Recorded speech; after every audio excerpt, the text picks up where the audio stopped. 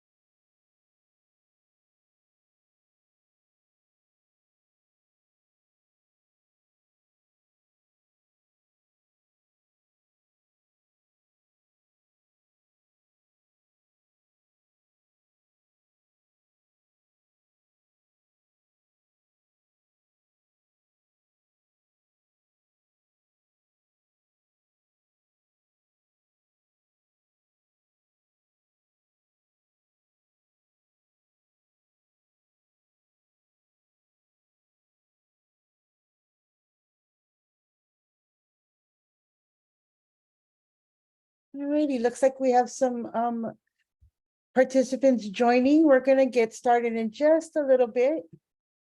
Welcome, you are joining the Navigating Native STEAM Knowledge session. We're just gonna wait a couple more seconds before we get started, so everybody can join.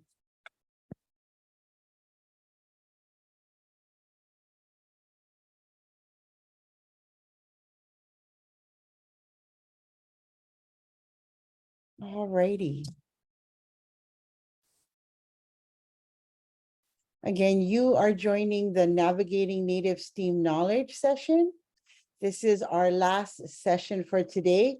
The next activity will be the closing keynote.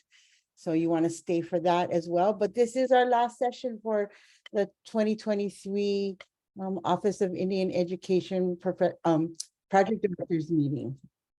So welcome. All righty. So let's go ahead and get started. For those that are just joining, you are joining the Navigating Native STEAM Knowledge session.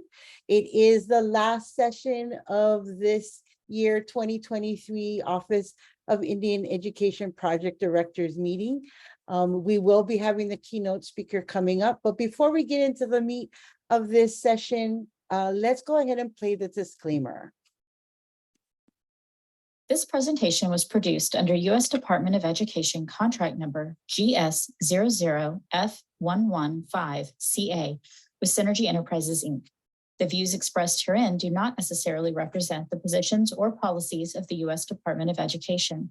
No official endorsement by the U.S. Department of Education of any product, commodity, service, or enterprise mentioned herein is intended or should be inferred. Okay.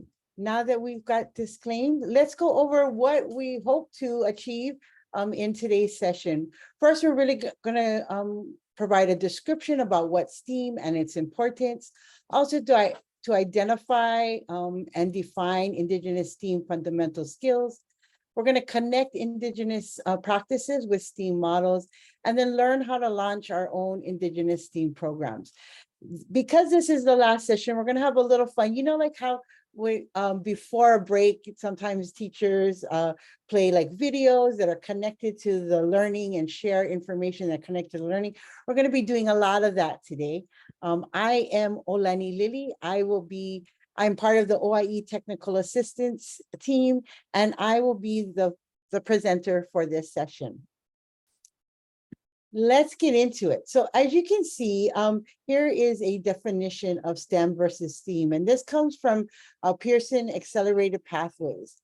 And this definition sort of differentiates STEM and STEAM, and the big differentiation piece is the A, of course, and that STEAM is more, includes A, arts, which includes, both language arts as well as, the multiple mediums of art. So that's really the big difference between STEM and STEAM. The whole idea and notion of STEM and STEAM is really to sort of break down the silos or the barriers between these different contents, the different kind of contents, and really make education more interdisciplinary. Which is interesting because really when you think about new ways of learning and knowing, it is very interdisciplinary. And so when we look at a definition of STEM and STEAM from a Native perspective, we're really framing it in local knowledge, in relation to local practices, and in the land and place-based ways that can enhance the relevance and meaning of STEM and STEAM for Indigenous students and their communities. Again, I really think in my experience, I use STEAM as a way to translate a model that was closest to a Native educational framework.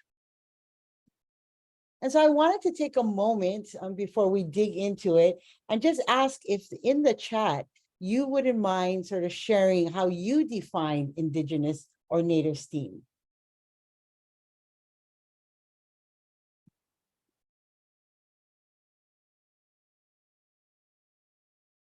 So you can just go ahead and put that in the chat.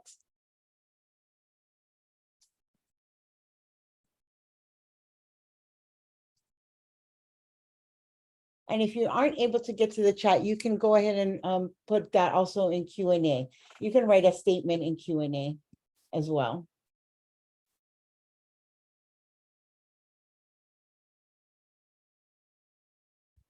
I'm wondering, I don't see anything going into the chat. I'm wondering if, Gordana, is our chat enabled? I'm checking now. Give me 1 second. There we It go. is, yes. Yeah, awesome. Thank you. Okay, great. Thanks, it's Marley. Native STEAM to me is rooted in place-based knowledge. Yeah, exactly.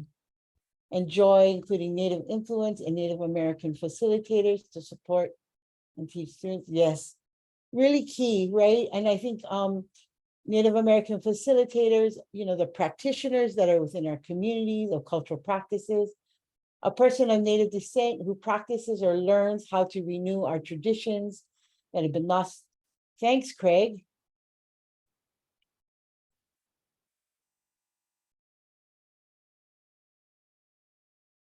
One consideration is that Indigenous STEAM can be conceptualized around Native lifeways and seasonal round. Yes, exactly. You know, around really thinking about seasonal rounds, being connected to the environment, having that inform, you know, what's being taught, what's going on. I know in a school that I worked at during the rainy months, you know, we still got out there and we still, kids were required, they had tabis on, which allows you to go into the ocean and be able to walk on rocks in the ocean, as well as raincoats and waterproof paper. So just because the seasons change doesn't mean that the learning and the weather sort of gets inclement, doesn't mean that the learning stops, right? Oh, lovely. Yes.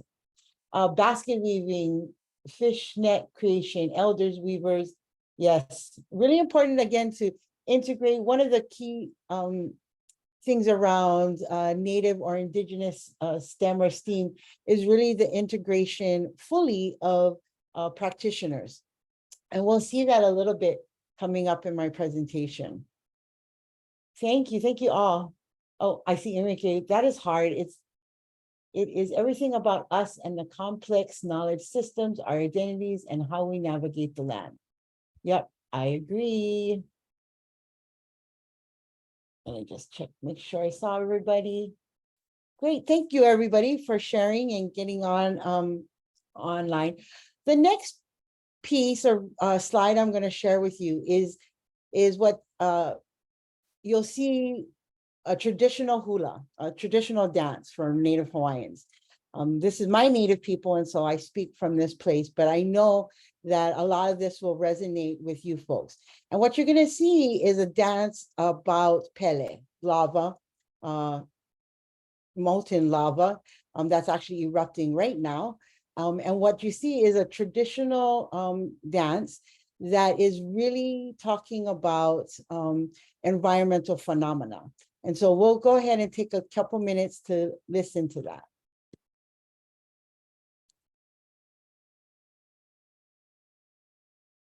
Oh, how come it's not playing? Hold on a second. It's coming.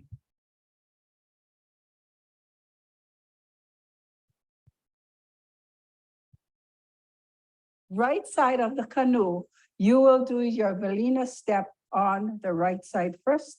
And those on the left side of the canoe, you will do your Velina step on the left side of the canoe. Hula is a reflection of life.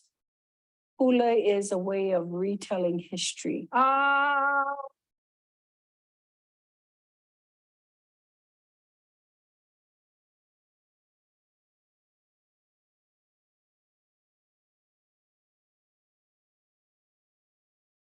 What hula does is it transports us from this world into another. It is that vehicle that makes us feel and think and be very Hawaiian.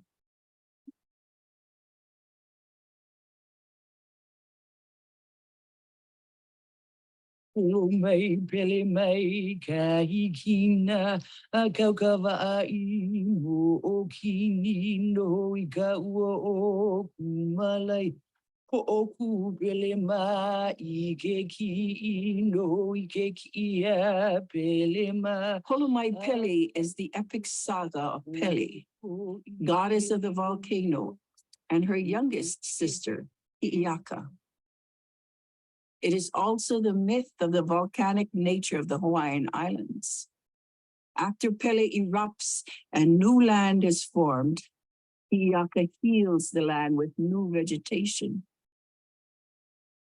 Both are necessary in the cycle of destruction and regeneration that gives life to the Hawaiian Islands. We honor the powers of Pele and Hi'iaka by dancing the myth.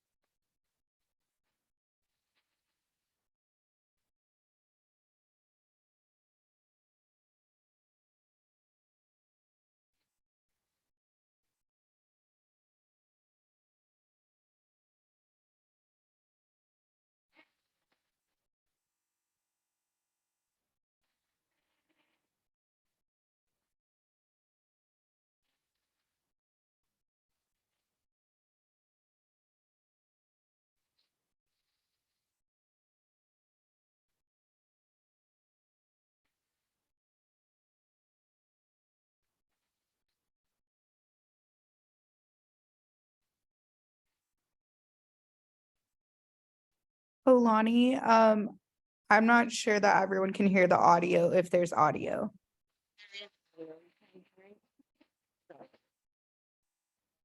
I'll stop.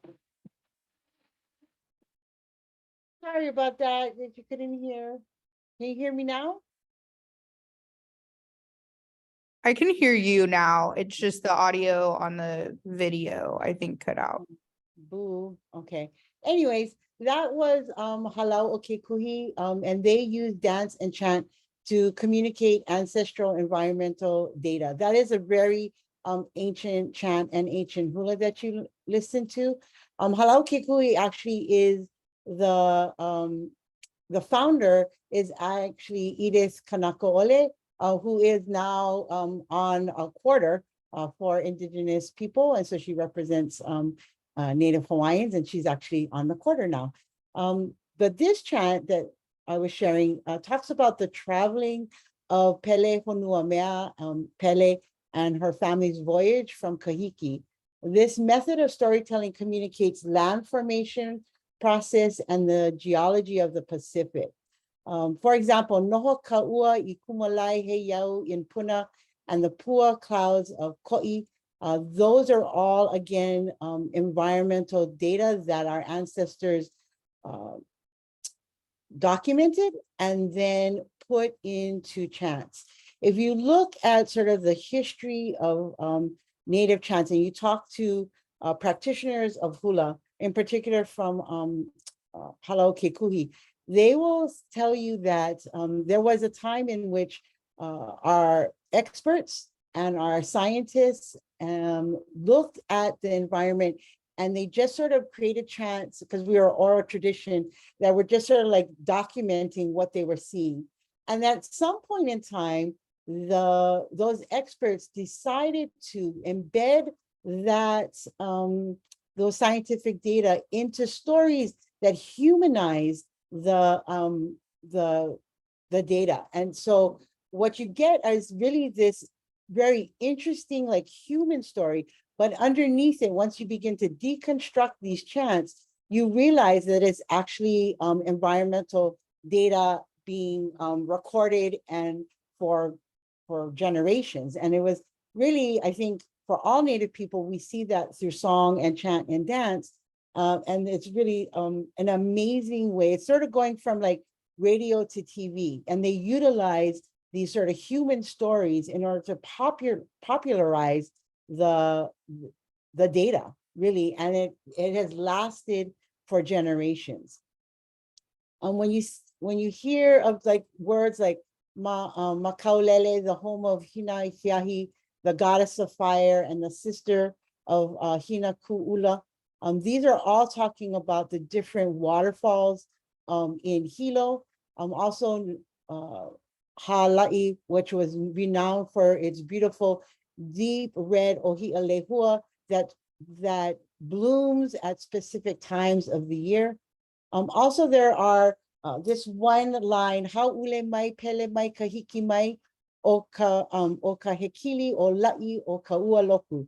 What that is saying is that, so hekili is lightning and ola'i means earthquakes. And so normally when there is, prior to an eruption, there is usually a electrical storm that is generated from the eruption, and also earthquakes are cues in which there may be impending eruption and or currently going through eruption, which is really interesting because just yesterday at about 4:44 a.m., Kilauea began to erupt again. And we see that there were tremors leading up to the actual eruption. And now, you know, we have all these scientists up at our volcano who are measuring this and are proving and confirming the data that was collected from our ancestors, you know, from the beginning of time since we first got here and arrived to Hawaii. The next video I'm going to show you is of Nainoa Thompson. And so Nainoa is part of the Polynesian Voyaging Society, who for many, many years have been leading the way around learning and practicing ancestral navigational wayfinding practices. And so what I'd like you to do, hopefully you'll be able to hear it, but I'd like for you to listen to what he's talking about and pull out what you think are some of the ancestral skill sets that is currently exhibiting in I think this was 2021. And also, and pull out those ancestral skill sets that you're hearing him talk about, and even some ancestral practices of wayfinding. So Casey, if you could just like cue me in, or Gordana, let me know that, you know, you can hear this, otherwise we'll just have to move on.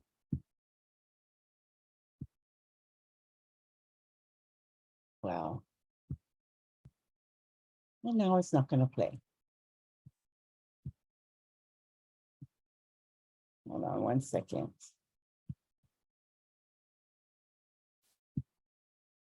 Sorry, let me go back.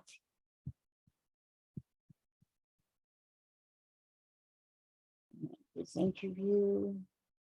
Let's try again.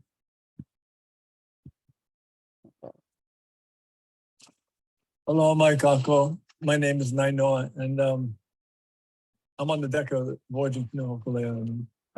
Yeah, we're out here exploring and discovering and uncovering, and it's about teaching, and it's about learning. So this whole crew of 10 are all participating in some form of the navigation that takes us back to Hawaii. And so their consensus, and it's really pretty close, is that we've passed halfway from the distance from the island of Rangiroa to Kalai South Point on the island of Hawaii. And the consensus is we're pretty close to the line of latitude that we picked, where you enter into the area of the possibility of the convergence zone. Some call it the doldrums. Scientists call it the intertropical convergence zone. But it's really, it's a place on Earth. It's actually on all the oceans where the northeast winds and the southeast winds collide near the equator. Collide, it's a boundary of two different air masses, and essentially causes this front. And where we normally are going to go through in the North Pacific is the cloudiest and rainiest place on the Earth. It's on our side. Normally, we get really kind of worried about this place because it'll steal away your eyesight. some days it's so intense, the cloud cover and the rain, that rain turns blue, and you have no idea when the sun came up or went down. You have to, in the daytime, it's like the ocean will take the character of the sky. If the sky's gray, then the ocean's gray during the day. If it's black at night, the ocean's black. Then you have to steer by just the feel of the wave. It's the place where navigation is most challenged. So we call it the convergence zone. And so it's statistically going to be the most difficult challenge for this voyage. And so a lot of weather to the west is very clear to the east. And but we're first time on this trip, we've seen significant areas of rain squalls. And so we're getting close. And so we prepared. Today we went into safety training. We went into all the emergency drills. We went through the canoe and made sure she's completely dry in just preparation for sometimes pretty heavy weather. And sometimes it's not. It's a place, it's so interesting. It's a place of calm, or it's so calm sometimes that you can see stars being reflected on the ocean, and you can watch them set on the horizon at the same time. It's like magic. And then other times it's a place of storm, and it's a place of thunderstorms. And so it's the place that we go through on Kali Kahiki on every voyage, and so we're looking forward to it as what we're supposed to do. Our job out here is to learn about nature. Our job is to understand nature so that we can make better decisions about it. Our job is to communicate and to share the beauty and the complexity of our island Earth. So anyway, thank you to all that are following us, and we'll see what tomorrow brings, and we'll report back. We'll report back tomorrow what nature shows us, and we're very honored and privileged to be here. Thanks for following us along. Okay, so this is the Hokulea, and what they've been doing for many, many years is this ancestral wayfinding. And so basically when they are on land, they map out their course for returning home, in this case, in returning home. And then they go out and they do not have any instruments in order to help any modern day instruments, or even, modern day instruments to map out and navigate their way. What they utilize is exactly what he was talking about, the waves, the sun, the moon, the stars, and the winds to navigate. And so I wanted to sort of just check the chat. Ancestors would know about these navigation limitations due to weather conditions, and and they would account for planning when traveling. Exactly. Any other, I kind of threw it out there about what were some of the maybe indigenous skill sets that you heard him talk about as a practitioner. You could go ahead and put any of those in the chat. But as you're doing that, I just sort of also wanted to play this really short video of a school that is sharing what, from a student perspective, what native STEAM looks like. So you can continue to put your thoughts in the chat as we play this short video. It'll play. Let me get out and then back in.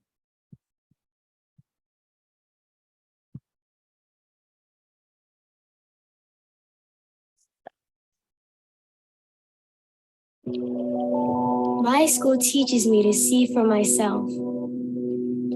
I used to think I didn't like school, but now I know school is much more than I thought, and the classroom is everywhere. When I look at the ocean, I see math and science. When I look at the aina, I see technology and art. When I look at our culture, I see it all.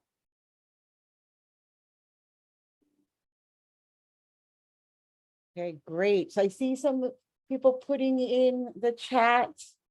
Awesome. Using old knowledge that people have left behind Exactly. Nope. Alrighty, I'm gonna just check the questions.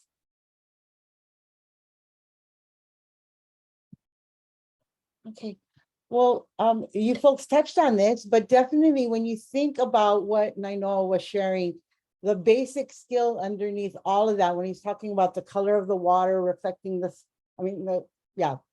sky being reflected in the water, the winds, you hear him talk about the winds, the wave direction, that's all based on the skill of having keen observation, which when you listen to, if you could heard the hula, that's what is being shared through the hula.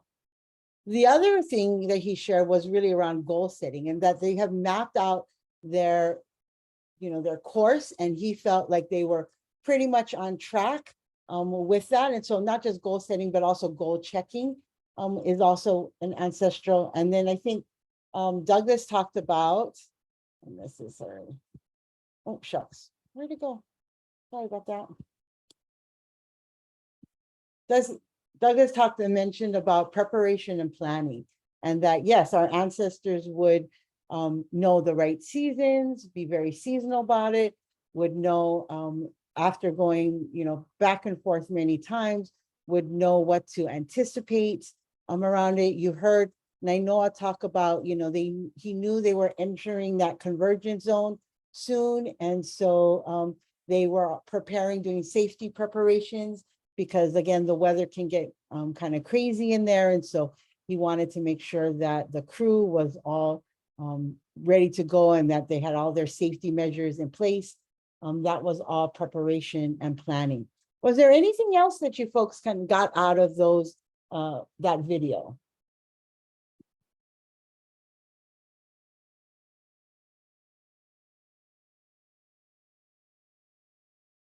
So I wanted to show those two videos. They're both, so Nainoa is talking about the modern day, him relearning and teaching the wayfinding skills. But then that chat is talking about an ancestral wayfinding about Pele Honuamea and her family voyaging from Kahiki to Hawaii. And so both of them are connected to navigation. One is, Nainoa is talking about his current observations, and that hula or that chant is talking about the data that was collected and our ancestors' keen observation from that. Nancy, metaphors of bridge and our memory. Yes, the sky and ocean. The convergence is a place of calm, but also a place of storm. And you can see, like, in that piece, you can see how it'd be really easy to take that, those metaphors and apply it to like human life, right? And so again, that is, I think, the ingenious of our ancestors, in that through their stories and through their chants and dances, that they take what they've seen in the environment and the environmental phenomena and that data, and they turn it into metaphors in order for stories and chants to cross over and into generations. Awesome, thanks you guys. So one of the things we did in order to develop our Indigenous STEAM model was to really look at what were the practitioner skill sets. Hold on a second. And we did that so what I'd like to do is take a moment for you to really think across your cultural practices, whether it's your food, your, we call it ahu, but it's like your clothing, your housing, all of those required experts in those fields. They were cultural practitioners. So think about your cultural practices. And now you can share this in your chat or on a note paper, and you can go ahead and list your cultural practices and or practitioners. And after you have that list, just take a look at that list and identify maybe some skill sets that are shared throughout all of your cultural practices. So again, just name one, maybe two of your cultural practices. You can go ahead and put that in the chat. And then in looking at those cultural practices and those practitioners, what is a common skill set that they both utilize in their cultural practice? We'd already talked about one was around keen observation. What's another one?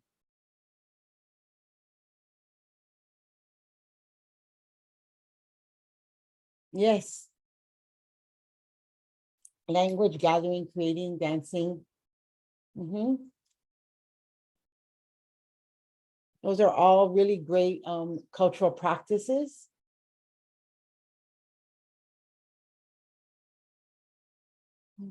And so what of those, let's just take the example Elise shared.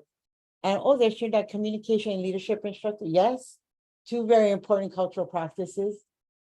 So let's just take those that were shared and think about what is a skill set that sort of goes, that sort of is a thread that connects or is similar across those practices.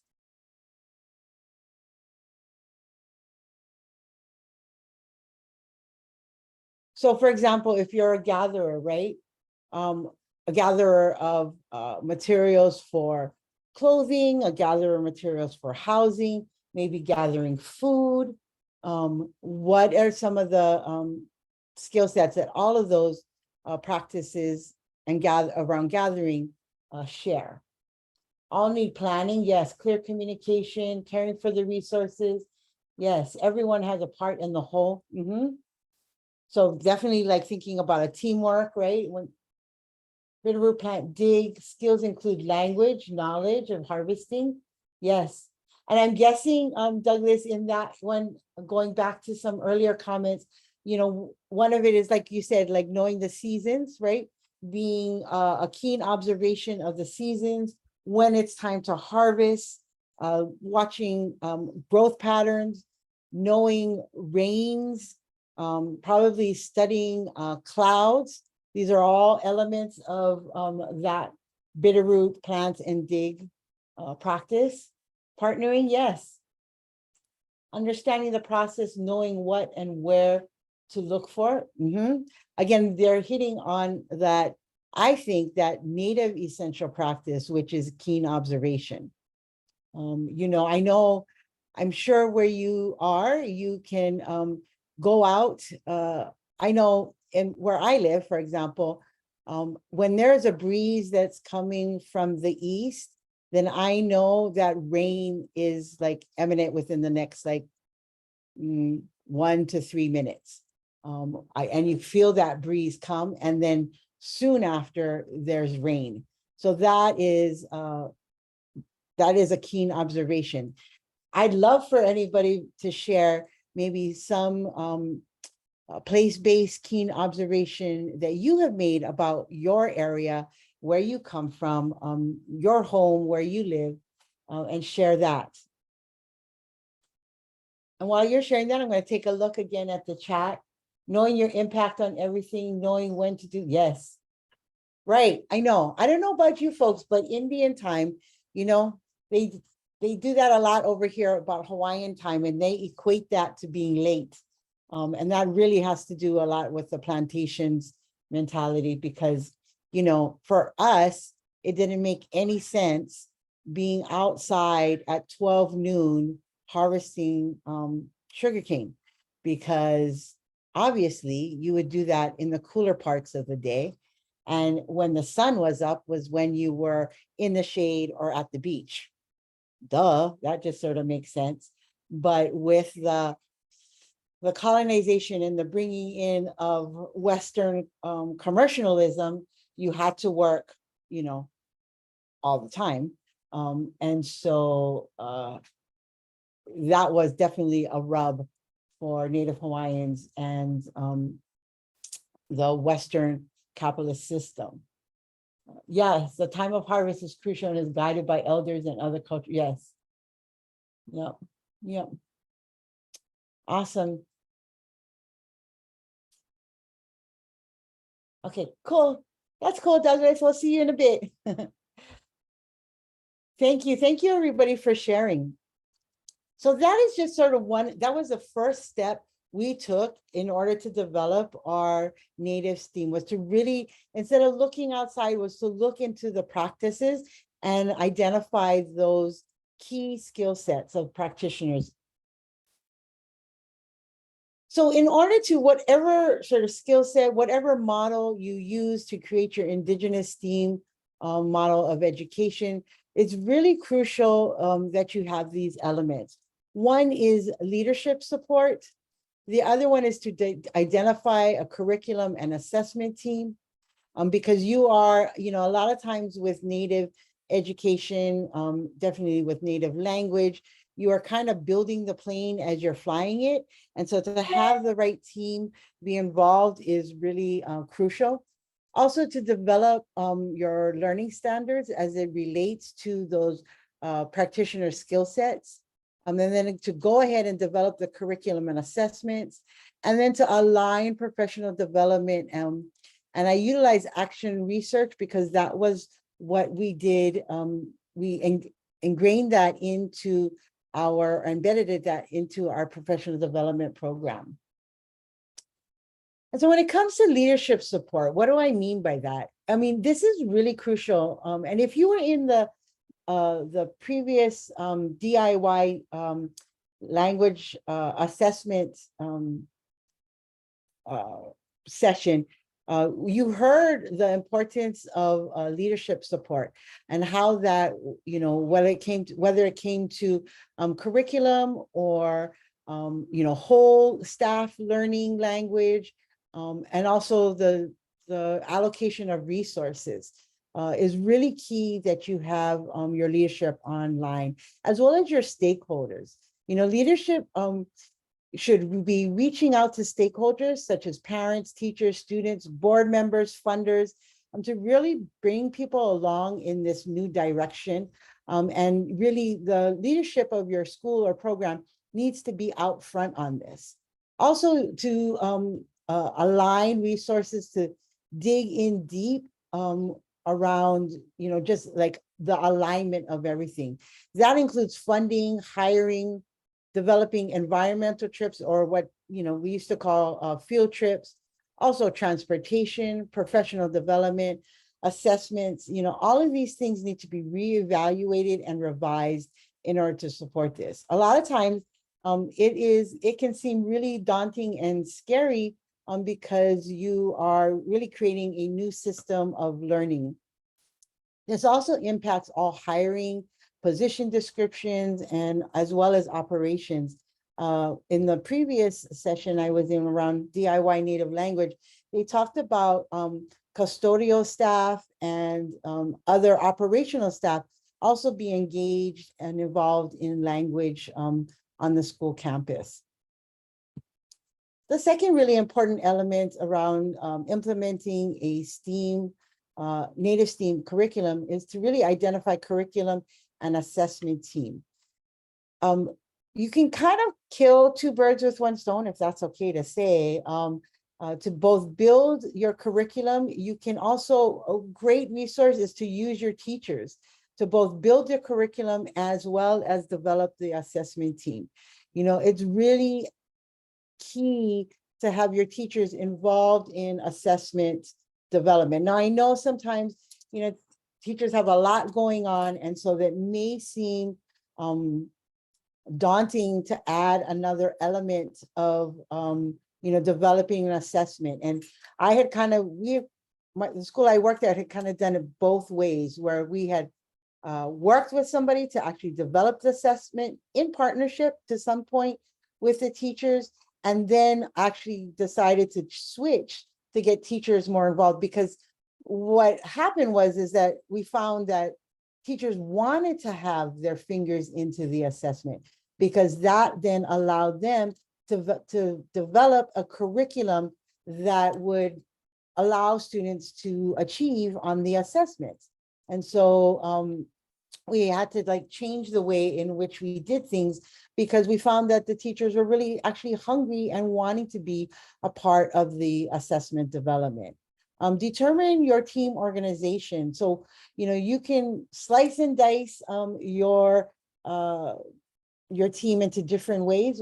When we had all the teachers involved, we divided them by both grade bands and content areas, and we had a mix of that going on. And so different professional development and activities and agendas required either being in grade bands or in content areas.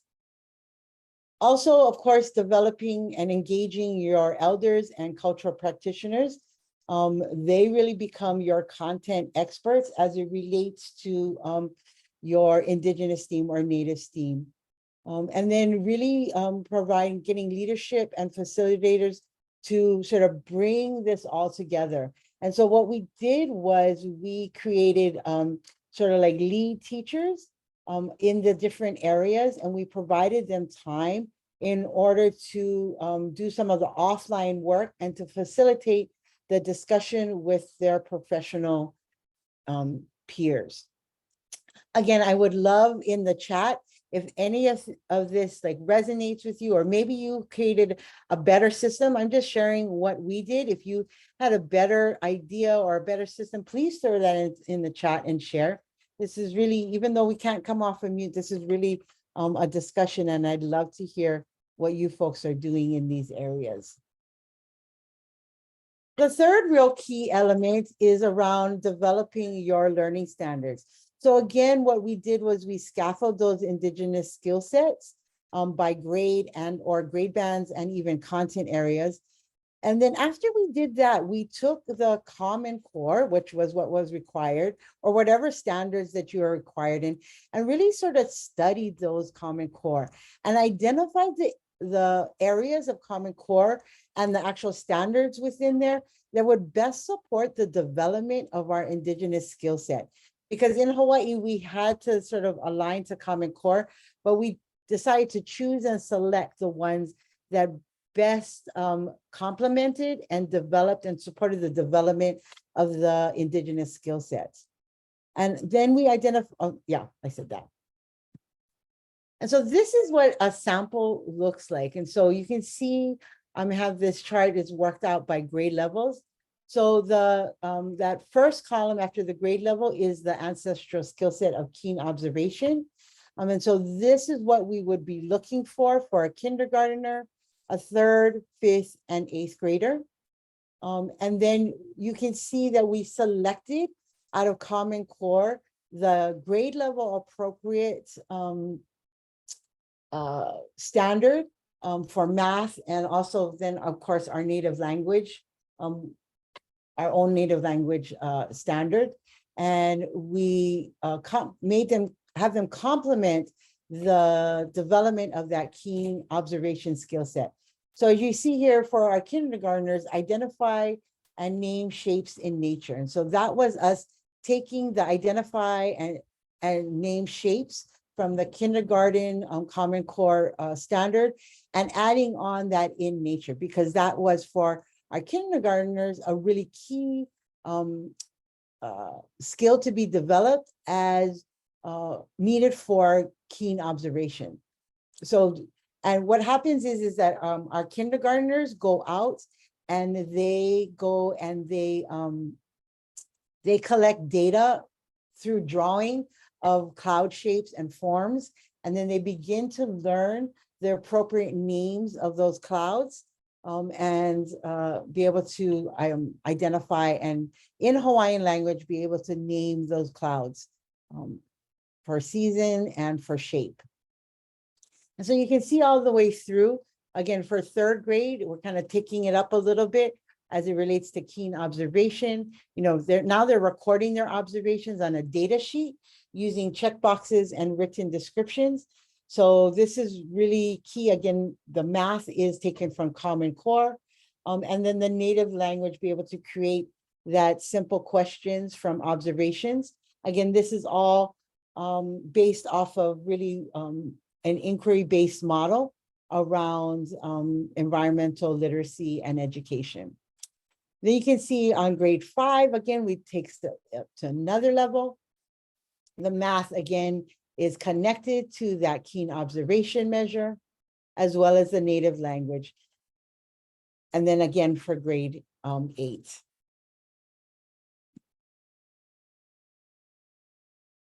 So as it relates to the next element, the next key element in developing your Native and Indigenous STEAM is really to develop curriculum and assessments.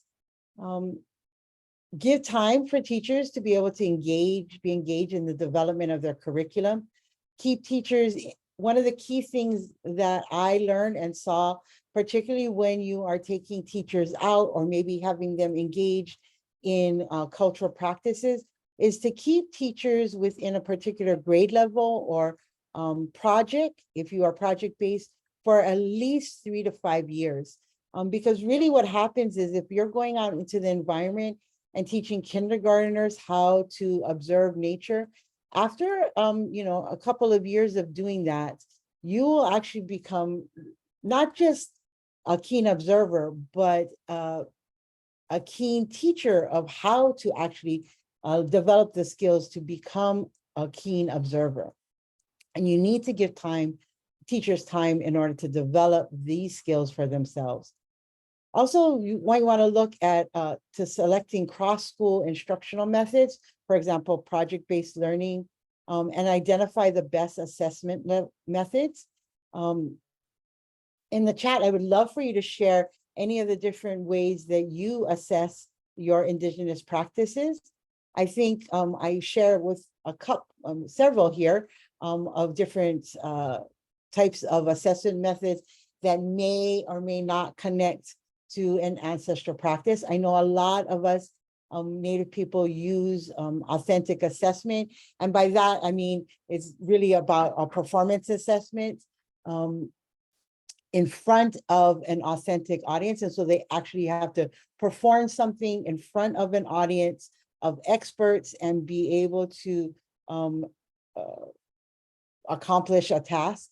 Also, I think, I don't know about your culture, but I do know for Native Hawaiians, there was checks for understanding.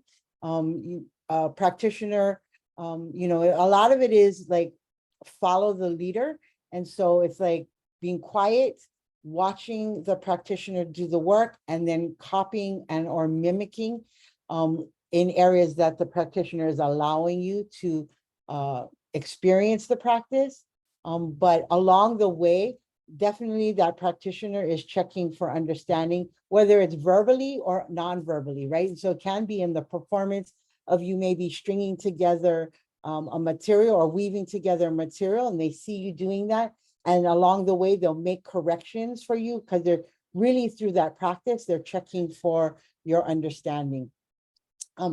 Exit tickets, again, I think the exit ticket, again, is really a performance based. And so are they, can you scale a fish? That is, you caught the fish, that was a practice, and now can you scale it? And, that could be the completion of your experience within that practice. Also, being able to provide written and oral assessment. That was another thing that the written part, not so much as far as like ancestral, but definitely the oral assessment was a way in which we could measure learning. And again, I'd love for you to share any of the ways that you are assessing maybe your cultural practices in the chat. And then the other thing is really to align your professional development, to create a year-long schedule that aligns with curriculum and assessment development, to have professional development that really should require the completion of products. And so, a lot of times teachers grumble. I've heard it prior to us starting this, that, they sit, they get these great ideas, but they don't have time to integrate that into, the work that they're doing on a daily basis. And so again, providing time and workshopping professional development in order to making sure you're carving out time for teachers to take that new learning that they're doing and integrate it into their current instructional strategies and or curriculum or assessments. And then one of the things we did was to engage our teaching team and actually the entire staff in an action research model. And so at the beginning of the year, teachers selected topics that they wanted to research throughout the year.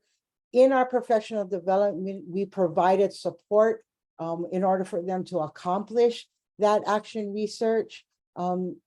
We allowed time for them to be encouraged, time for them to be engaged in cultural practices if they weren't already. And so that was a heavy emphasis. And because we're an immersion school, we developed the vocabulary around those practices along the way. Also, we utilize professional development to build in opportunities to create assessment inter-rater reliability. And so we would have teachers in grade bands and or content areas sit and, once we get student assessments back, sit and go ahead and go through the answers and the questions and check the responses from a sampling of students in order to see if the questions, the way the teachers were rating, were sort of in sync across and really get continuity around the rating of, for example, a performance-based assessment.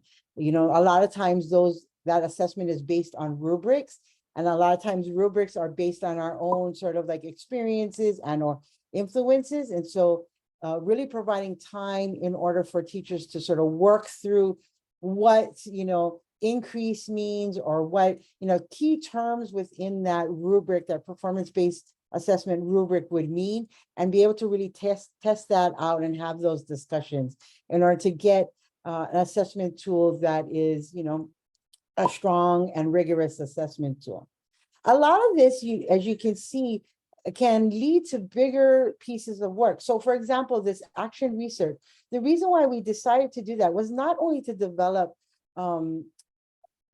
very relevant and rigorous professional development, but was also to start to develop longitudinal data and research around best practices, and hopefully even, research-based practices for what we were trying to do, because we were really very innovative and there was no other school doing what we were doing. And so we, through professional development, decided to embed that piece in our professional development. And so teacher action research questions really help to identify best practices, and again, to begin the process to identify research-based practices. And so here are some of the questions that teachers were researching. How does using keen observation skills enhance real-life application of math skills? The other one was, how do we begin to develop environmental categorization in kindergarten? And then what is our process for identifying and fulfilling vocabulary needs stemming from keen observation? Now, a teacher could choose to stay with this question for multiple years. It wasn't just a 1 year, one and done, but they were, again, they developed their inquiry question, and then they developed their methodology for collecting data, and then really did that research via professional development. And so here's a sample of a process for teacher action research. Really, again, is the teacher developing the research question, meeting with the research coordinator. So we actually had an Indigenous STEM coordinator who was helping the teachers to coordinate and get the resources they needed in order to do their action research project. Also to be able to have an opportunity to develop the research with their teaching peers, and then to have, again, time to conduct that research, collect the evidence from the classroom, and compile and analyze that data. And then we had again, a performance-based assessment, which provided teachers opportunity to present at the symposium. And so we asked our students to do this. And so in order for our teachers to really understand even that practice, we decided to engage them. So whatever we were asking students to do, our teachers and actually our entire staff was involved in that. we actually had fiscal staff looking at developing questions related to, how can I better align our budget process to take into consideration environmental field trips and the need for assessments. We had our development office look at, like, how do we communicate better the student learning data to our funders? And so again, across the board, it wasn't just teachers, but across the board, everyone is engaged in the action research. And so here were some of the benefits for teacher development and student learning when teachers are engaged in developing Indigenous STEAM curriculum, assessments, and action research. You can see that right on the slide. Really, their research shows that there's an increase in effective articulation and collaboration among all faculty and staff, enabling all faculty and staff to become more actively involved in evaluating and improving student learning on a variety of levels, as well as increasing the capacity of faculty to engage in curriculum and assessment development. One of the things we found was that, not only were our teachers becoming stronger in their content areas, but definitely becoming experts in the areas of curriculum and assessment development, and then also really becoming experts in how do you do inquiry-based education, because they were having to go through that process themselves. And they were going out and speaking all over the place regarding the process and their learning, and really developing experts from our teaching staff and actually our entire staff. Enhanced reflection and action related to classroom instruction and student learning, and then also to build capacity of faculty to contribute to school level research. I'm going to take a moment and pause because we're almost finished, and just check. Oh, wow, this is great. Thanks, Nancy. I heard about a new assessment that's called single factor assessment that intrigued me. It was not about checking 1, 2, 3, 4 boxes. It was about what are the primary things to learn and what is remarkable about what was done. What does the student think they still need to work on? Love it. That's really great. Elsie, in learning the language, we have several levels of assessment tests that learners must take and pass in order to hold that learning level. In basket weaving, learners are gifted with the supplies to start the basket, but in order to continue to weaving, they must listen and learn. Awesome, how to gather their own materials. So important. It really connects you to your environment and as well as the practice. And then Joy shares that including Native elders and tribal departments to help guide us to make sure we are being respectful, yes, and culturally relevant to the planning prior to moving forward. So critical to have, again, your elders engaged and involved in this, as well as your practitioners. Okay, we have a final video here. Let's see if it'll play. Oh, there we go. Hanau kapo, hanau kumulipo i kapo, he kane, hanau po eli kapo, he wahine. The night gave birth. Born was Kumulipo in the night, a male. Born was Po Ele in the night, a female. Hanau ka uku ko'a ko'a. Hanau kana, he a ko'a ko'a. Puka. Born was the coral polyp. Okay, thank you. Born was the coral, came forth. Hanau ka pe'a. Ka pe'a pe'a kana keiki. Puka. Born was the starfish. His child, the small starfish, came forth. Hanau ka veli, he veli veli kana keiki. Puka. Born was a sea cucumber. His child, the small sea cucumber, came forth.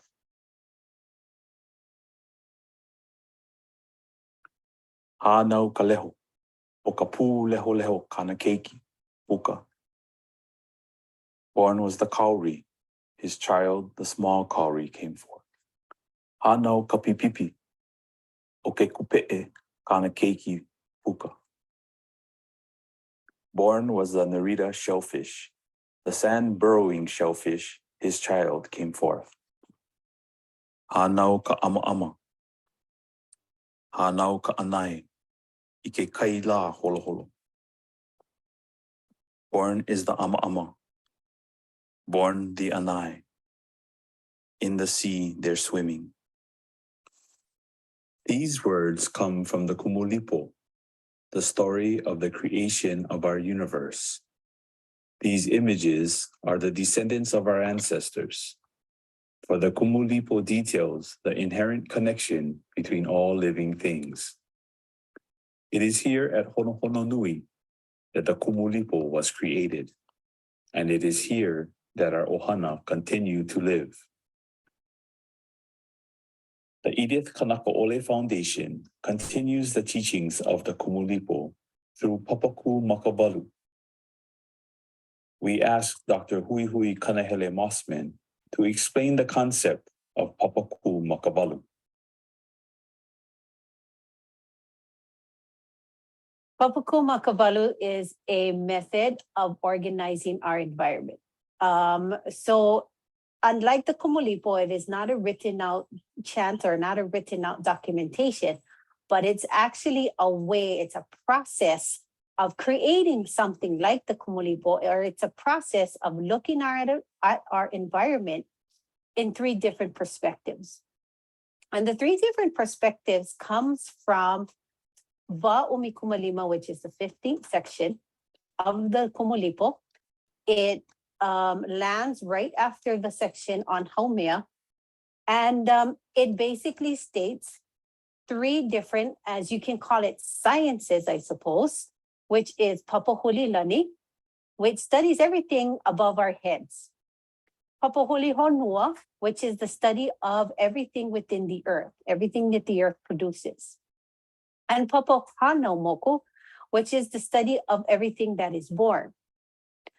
And Papaku Makabalu takes all the natural phenomenon and looks at all of these natural phenomenon through those 3 different lenses.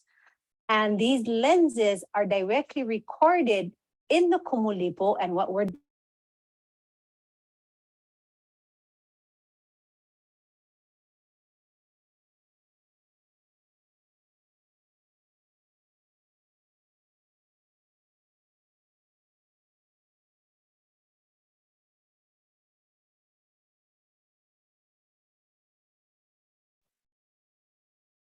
To their curriculum, allowing students K through 12 the opportunity to see our environment through the eyes of our ancestors.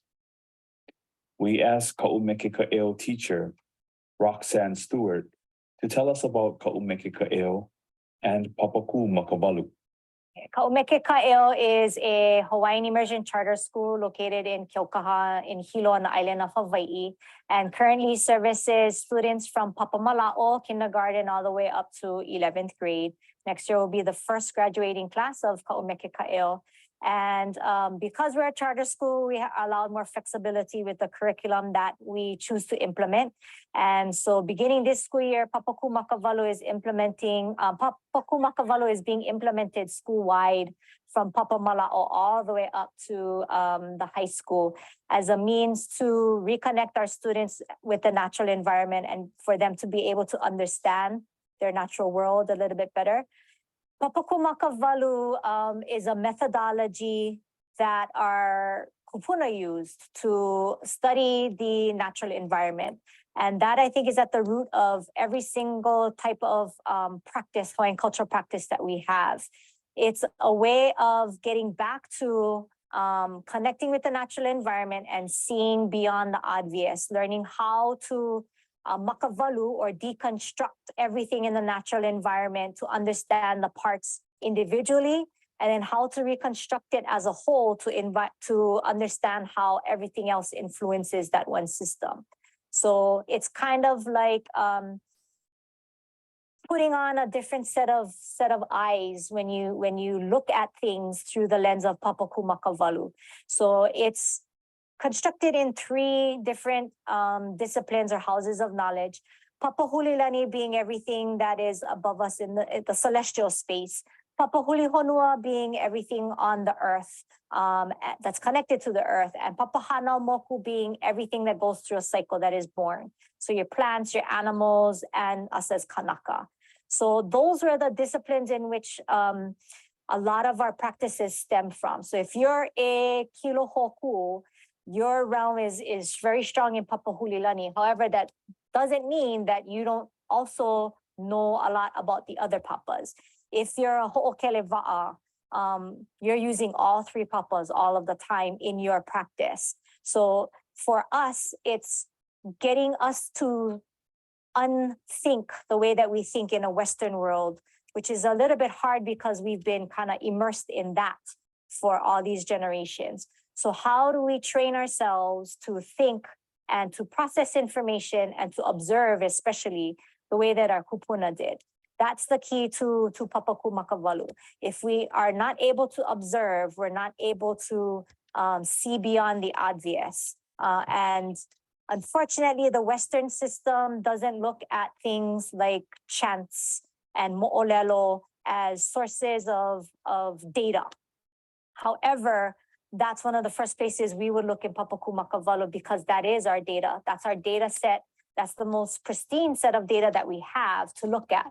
And that helps us understand what's happening around us.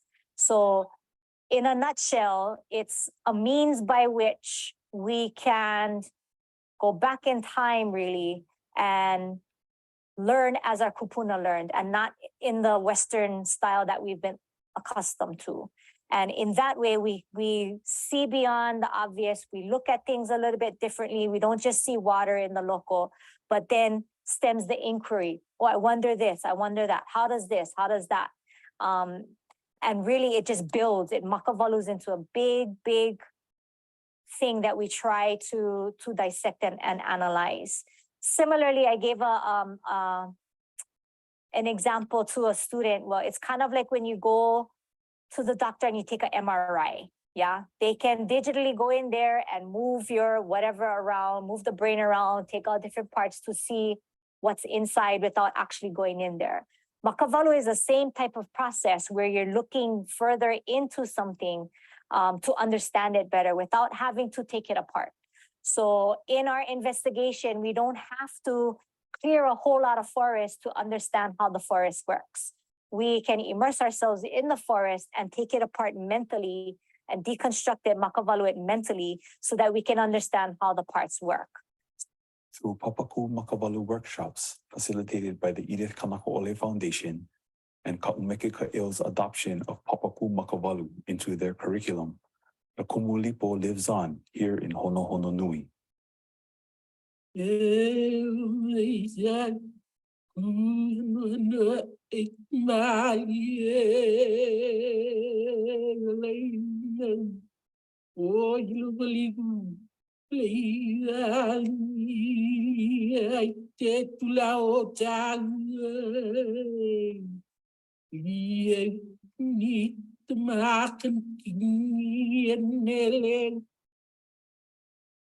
Okay, great. I was just providing some translation and some of the terms that were going through that video. Again, that is done by the Edith Kanakaole Foundation. Really the research base and the think tank for Papaku Makavalu. So I'd love to again get your thoughts about this, how you're thinking about integrating Indigenous theme, or maybe how you're doing it currently. Please go ahead and share that in the chat. And I'll just wait for your sharing to, even though we've been sharing along the way, which is awesome.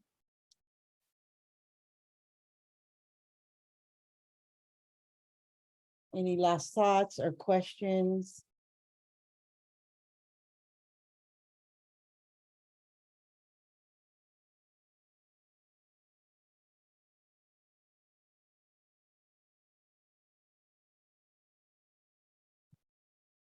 Okay, I'll just give a couple minutes for you if you have any more questions as I sort of wrap up this session. It looks like we're going to be, let me just see.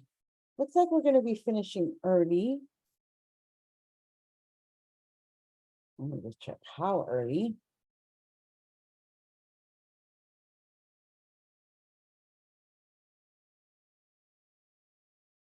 Yes.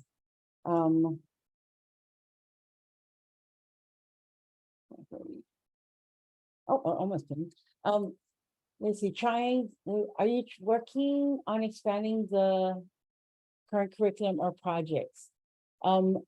Yes, so, with that one, school that we were at, the school is on, a coastline, and so we did a lot of work on the coastline, and every year the curriculum and the projects expanded. However, for our teachers and grade levels, they had a site that they would go to year after year. So for our kindergartners, they were closer to home because moving kindergartners in Papamalao is a kind of a heavy lift for teachers. And so they were outside of their classroom. When you get into first grade, the first graders have their tabis, their little ocean shoes. One of the things we had as far as operation is that all of our students had to take swim lessons. And then they were down at one part of the coastline, and really on any given day, you could go up and down this coastline and see different grade levels working in different coastal environments and learning there as well. But every year the curriculum would expand and grow and learn. And then Craig, trying to begin to use more cultural images and themes and awesome. And everything we do, that's great. Oh, okay, great. Yeah, the links should be, you'll have the PDF, and the link should be in that PDF.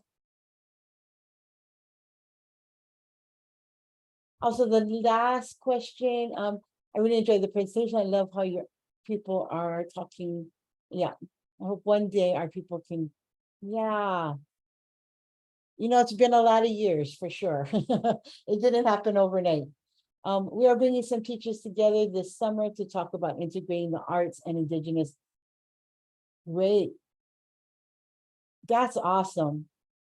I'd love to hear about that experience and see the products and the fruit that comes from that discussion with teachers. That's some really good stuff. I would really encourage you, as you're going through that process, is to document that. Sometimes, you know, we get so ingrained about like what we're doing, like at a particular level. Sometimes we need to lift up a little bit and look at like, you know, this is really important and innovative stuff. And we need to document that process that we're engaging in, right? So you are having that event for bringing teachers together. Like, how are you facilitating that? What are the elements that you're using? And then what are the fruit that comes out of it? And then how are you integrating that? I mean, all of those things are really key and important. And you should really document that process, both, you know, written, but also through pictures and videos.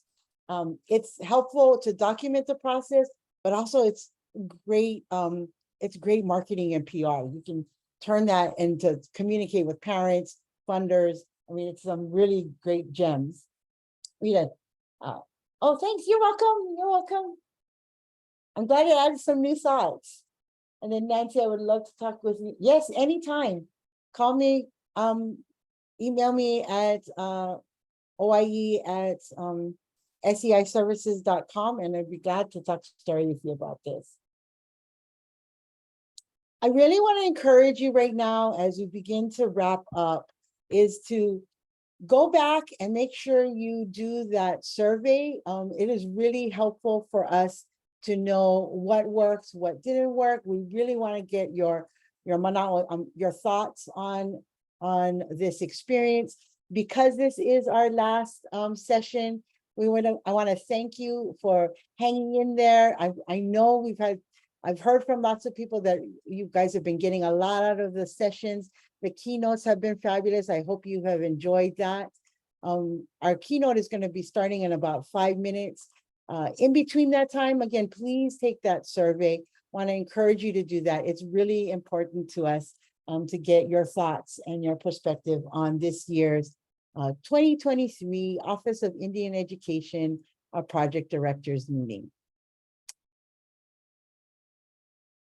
Don't forget, again, to take that final feedback survey. All right, have a wonderful rest of your project directors meeting. We have the keynote happening very soon. Take care. Aloha.